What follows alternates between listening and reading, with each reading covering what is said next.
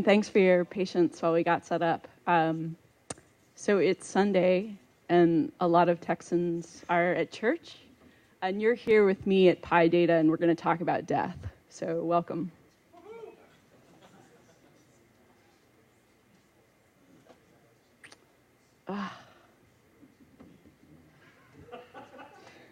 I think this is a sign. Yeah, this is a sign.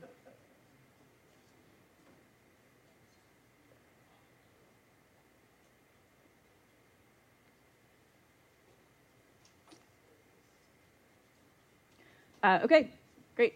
So that's not entirely true. Death is really just a metaphor here. What I'm really going to talk about is the intense fear that individuals and organizations across many sectors, academia, government, journalism, even private corporations, have about sharing their data. I'm talking about a fear of losing power, fear of becoming irrelevant, fear of losing control, fear of the unknown, maybe even fear of having your professional identity challenged. And these sound like big topics, but these are some of the biggest fears we have as humans. And then I'm going to talk a little bit about how we can use well-defined communication strategies drawn from community builders and experts who specialize in end-of-life communication to help people in our organizations deal with some of the big shifts in culture that are often necessary to get data out in the open. So connecting death and open data might seem like an enormous leap to you, but I've been thinking about it for a couple of years now, and I'm really eager to explore the idea with you today. And I'll start by walking you through how I got there. But first, I'm Dana Bauer, and despite the tenor of this talk, I'm a fairly lighthearted person. And I delight in working with open source projects, open source communities. This is a picture of me preparing to lead a balloon mapping workshop with an open science group called the Public Lab. My current work is as a developer advocate at Rackspace, where I focus on supporting and serving open source projects and open communities. So I'm not an expert in end-of-life care or communications theory, and I'm not a psychologist, but I do have quite a bit of experience working in the open data movement.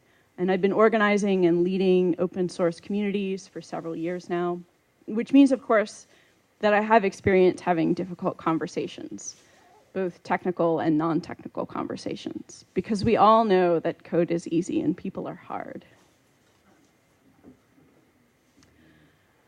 So what do I mean by open data? And what are the connections between open data and the big data that many of you at this conference work with? This particular diagram is from a book called Open Data Now by Joel Gurin. And here's his basic description of what open data is.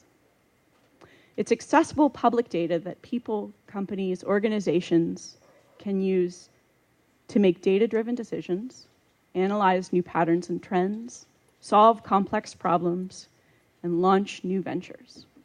And some of the basic features of open data must be publicly available for anyone to use, must be licensed in a way that allows for its reuse, should be relatively easy to use, although of course there are different gradations of openness. And there's a general agreement that open data should be free of charge or cost just a minimal amount. Some of you might quibble with these definitions, but I think it's a useful place to start. I find the focus on open government here in this diagram an interesting one, and I could easily imagine redrawing this to take a look at the intersection between open data and open science. Oops.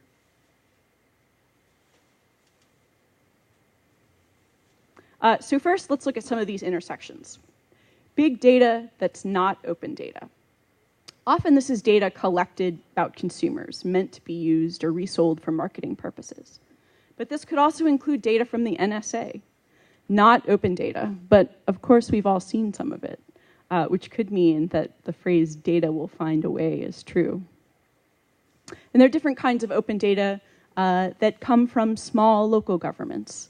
Data about city parks, socioeconomic data at the state level. This is the kind of small to medium data that I like to work with and that I'm most familiar with. And this is the kind of data that's great fodder for civic hackers.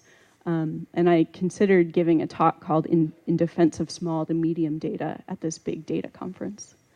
And there are lots of other intersections here that are interesting to explore. Some open data that's not necessarily governmental data, so the Human Genome Project or large astronomical data sets. Perhaps these were produced with government funding, but they're not government data per se. And then the trifecta, open government data, big data, open data. And you can think of something like the census falling into that particular category, or weather data perhaps. We can't talk about open data without giving a shout out to some of the hardworking organizations that help facilitate the opening of data across many areas. And here are just a few. I should have included NumFocus perhaps, and they need your support. Okay, so let me back you up and tell you an open data story.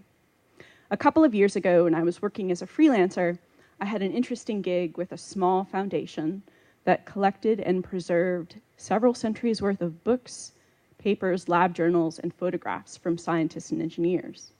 Some of this was digitized, but most of it wasn't, and only a portion of it was accessible or searchable on the foundation's website and in its museum.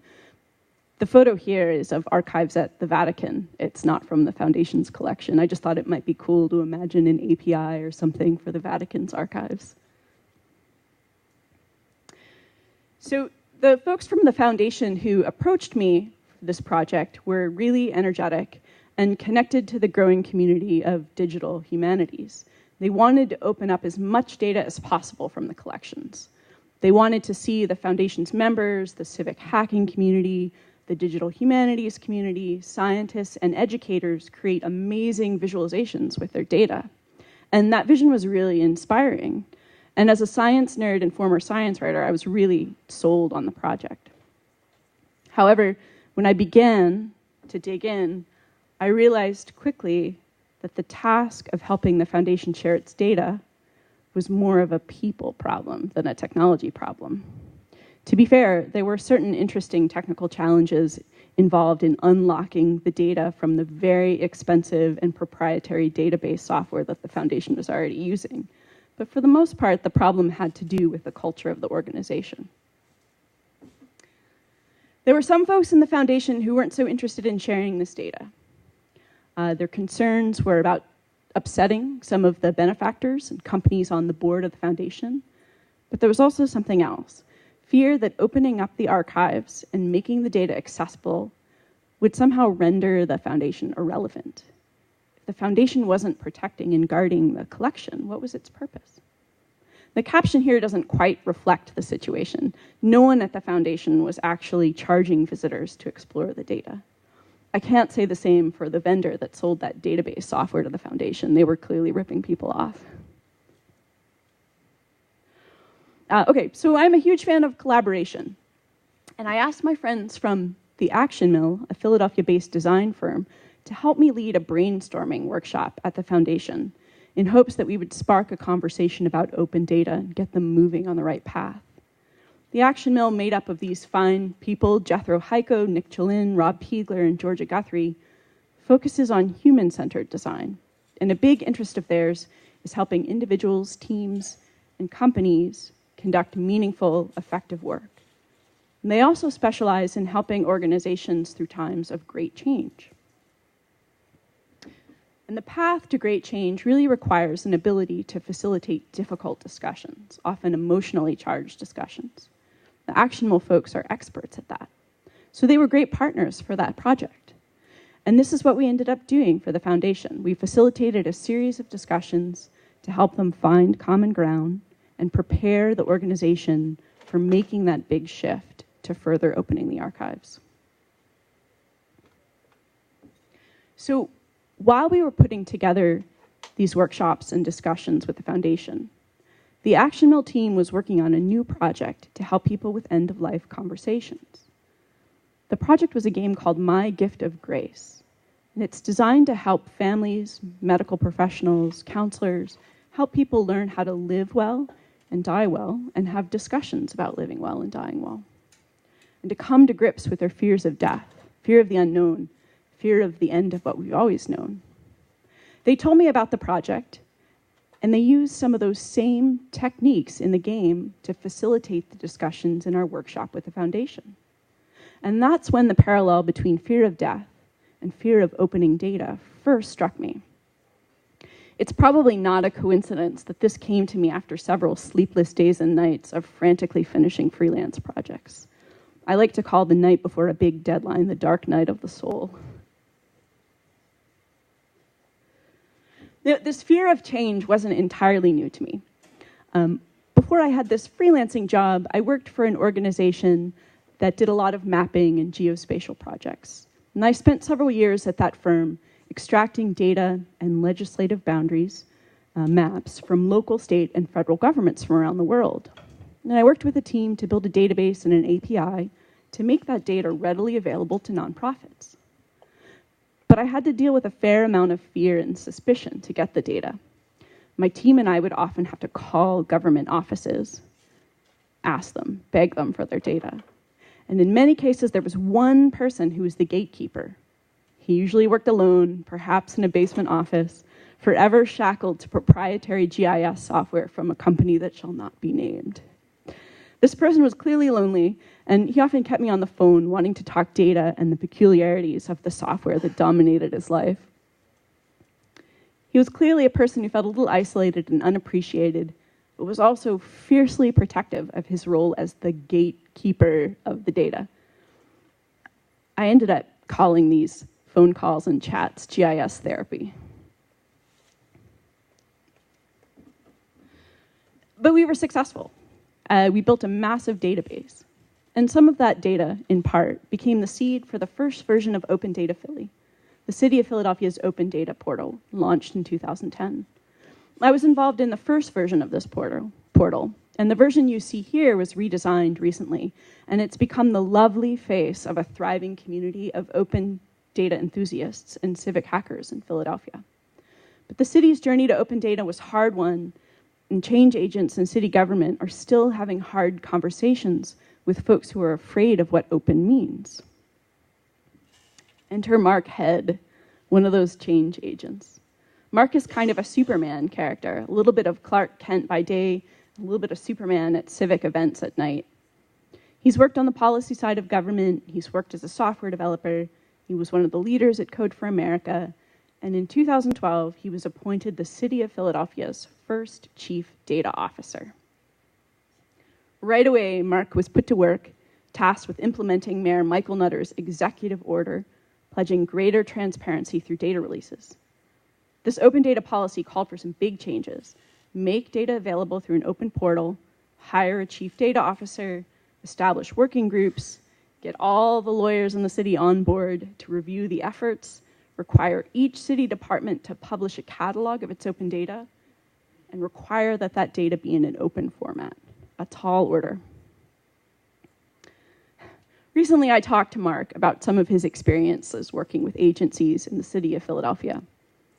He did have good success during his 18 months as chief data officer, and he was able to get the city to release more than 50 new data sets, including crime data, police complaint data, and some property data. Really important stuff, but it wasn't easy. What he really encountered was a sense of fear in some of the government agencies that he worked with. They expressed concern for how releasing the data might affect the agency, but mostly the responses were very personal. What will happen to my job? What happens to all the work that I did? Will people forget about my work? A lot of people working in technology in this particular city government saw themselves as solution developers.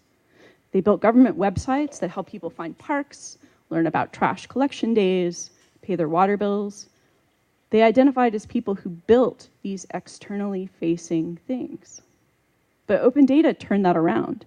Instead of the government employees being the sole creators of interfaces to government, people outside of government could take the data and do what they wanted with it. And this scared people in government. What's my role? Will I become irrelevant? Mark said, it was almost a lonely feeling of what will happen to me now. He was able to get some people to think about it differently by telling them that they're now a facilitator, a collaborator, a steward of open data, and that these roles were crucial. but the degree to which he was successful really depended on how long the technologist had been in government. Mark left his position as chief data officer in 2014 after hitting a very painful roadblock trying to get the city to release property tax balances. Hugely important in a city with long-standing problems with tax delinquency and collection. Mark plans to return to government someday to lead open data efforts in another city. While we were talking, Mark pointed me to the work of the Sunlight Foundation, a good government group that works hard to get government agencies at all levels to release their data. A couple years ago, the Sunlight Foundation issued a report on some of the reasons why government agencies and officials don't release data. They wrote the report based on a survey of responses that they got from folks who work with governments, open data advocates, journalists, even folks within government that were trying to get their peers to release data.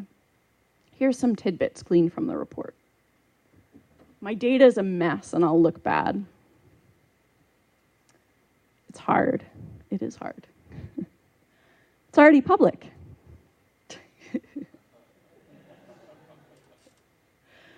Moving too quickly is scary. How will we go back if we have to?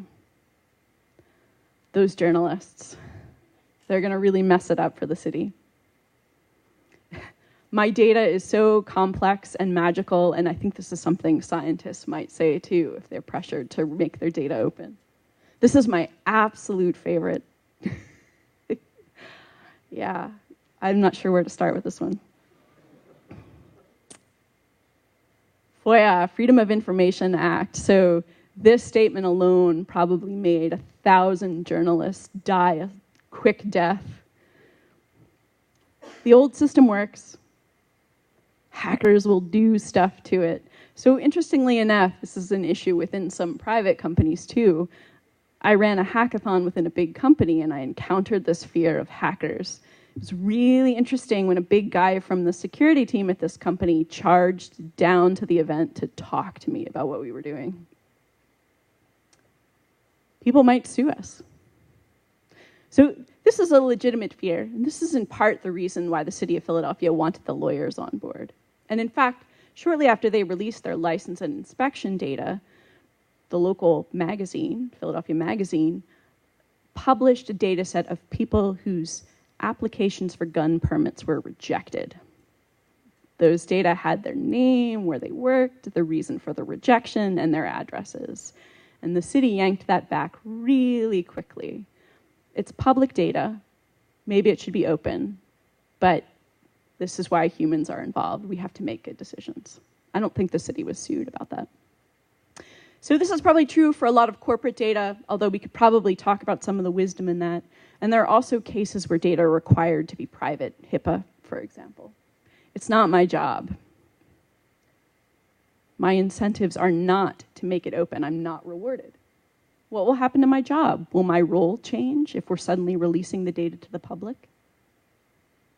So you can probably sense that behind a lot of these concerns is fear. And really, when I talked to Mark, I got the sense that in some of the government officials he worked with, there was this existential crisis. So for academic researchers, especially in the sciences, you can imagine that many of these fears are the same. But there's one question that looms larger than the others. And this is probably hardest on idealistic young scientists looking for tenure. You know, many of them are savvy about open data practices and open source tools like Python for working with their data. They want to share it, but they're constrained by a system that doesn't reward it. So I know many of you are from a science background, and I want to talk a little bit about open science. And I'd like you to meet Christy Belay, an ecologist, postdoc at Michigan State University, and a blogger. She's very active in the open science and open access communities, and she's an instructor with software carpentry and data carpentry. And that's how I met her. We taught a workshop together at the University of Michigan to get scientists up to speed on data management, coding, SQL, and version control. Christy writes a lot about her work on her blog, and she shares her experiences generously. One of my favorite posts of hers is Baby Steps for the Open Curious. Here are some of the things that she's heard in her community. Interestingly, you hear the scoop part from journalists too. Fear that someone will take your idea if you share your code.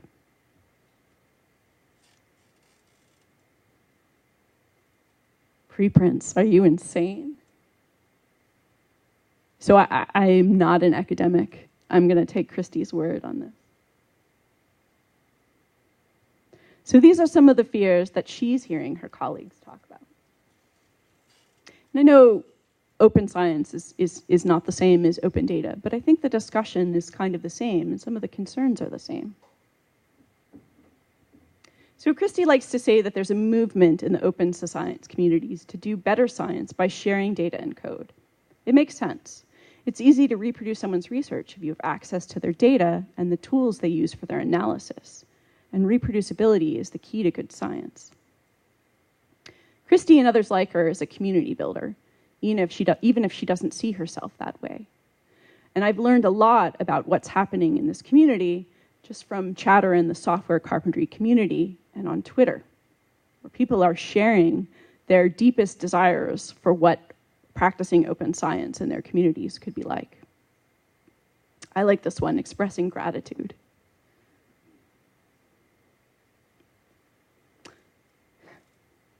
Also, at some point, culture change in academia is coming, and I'm sure that people like Christy Belay will be leading it. So what can we do to help people conquer their fears and share their data?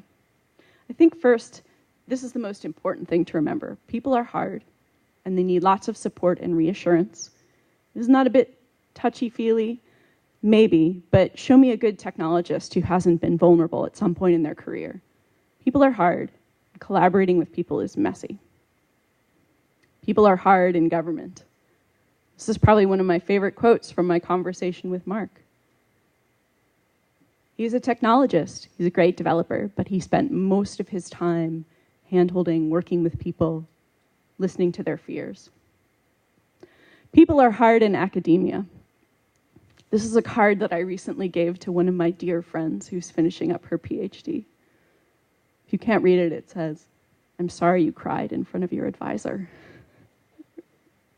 Technology is complicated, code is complicated, data is complex. People are harder than all of this. And I just wanted to slip in a Baymax hero photo. People are hard in big companies too. And this is the one sticker that we made on my team that everyone loves the most. And I think it really captures the way we operate in our team, in our company. We're big supporters of open source. We know that it's messy and hard, but we work at it a lot. We talk about it a lot. My team leader at Rackspace, an amazing guy named Jesse Noller, would probably be so happy if we hugged it out after every code review and technical team meeting. That's only if we let him. Okay, so I want to bring this back to death. Let's go back to our friends from the Action Mill. Their game, My Gift of Grace, was so widely popular among all different age groups that they shifted the focus of their entire company. They renamed their group The Common Practice, and they started centering all of their design and conversation efforts on end-of-life communication. Groups of all ages and backgrounds found these conversations extremely useful for dealing with many different kinds of personal and organizational change.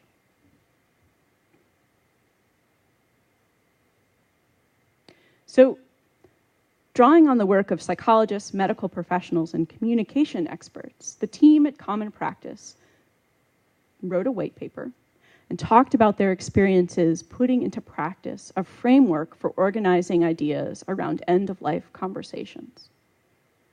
They talked a lot about multiple goals theory in this white paper.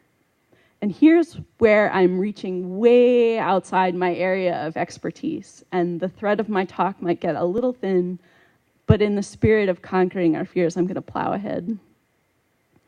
So in short, multiple goals theory is based on this idea that people engage in communication in order to achieve multiple, often conflicting goals.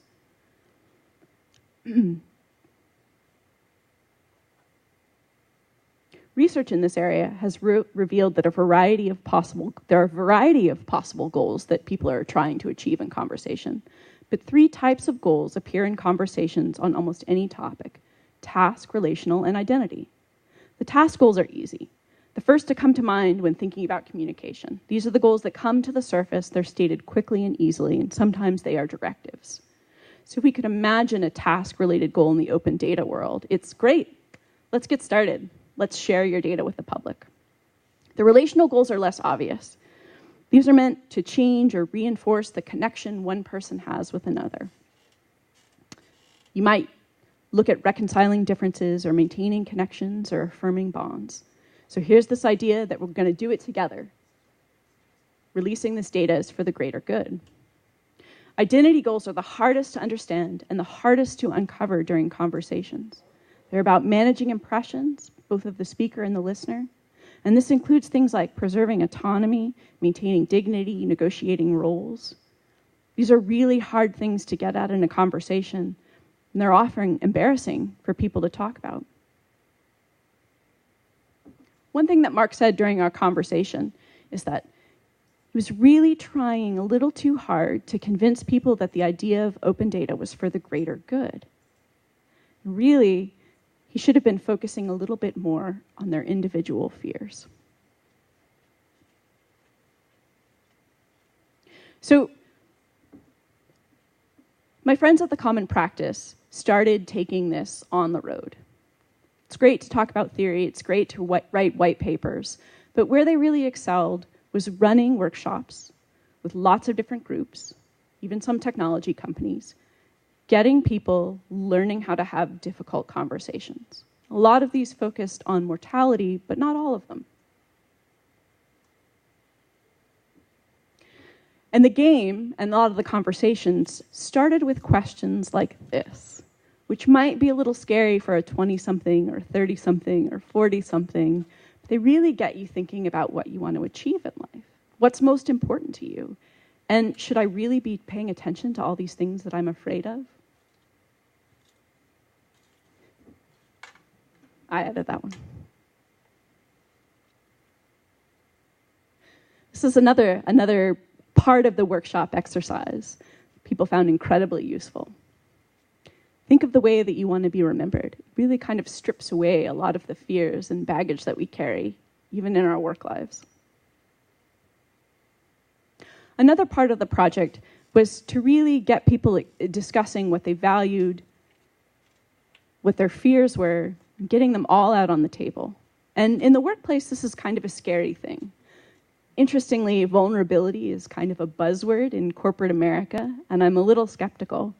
But I think in this particular case, if you're working with an open source community, if you're working with a community that wants to go in that direction, this could be really useful. So what am I suggesting here? That we all have therapy in our workplaces? That we all run workshops that are very touchy-feely? No, not really. But I think the key is to start with an identity goal, especially if you're trying to convince people in your community to share their data and open their data. I'm a firm believer that community building can get us moving in the right direction. I think this is why so many open source software projects have thriving, helpful, supportive communities around them. People like Mark, people like Christy, people like the designers of the Common Practice. Obviously, in many cases, it's going to take institutional change to release data. Universities, governments, big companies, with big organizations, it's hard to steer a ship in a new direction. So I want to end here. When I first shared the idea of this talk with a colleague, I gave him the title, Death and Open Data. He said, death and open data? I'm intrigued, but I'm not sure I understand. You mean like death and taxes? And that's not quite what I meant, but I liked where he was going. Maybe open data is inevitable, and that might be a dream. But this is a really exciting time to be working with open data in government. It's an exciting time to be working with open data in the sciences, in journalism, and it's an exciting time to be part of a big company, like the one I work for, where new innovations are being built on top of open source code, fed upstream. And it's all part of a thriving, living, breathing ecosystem. Thank you.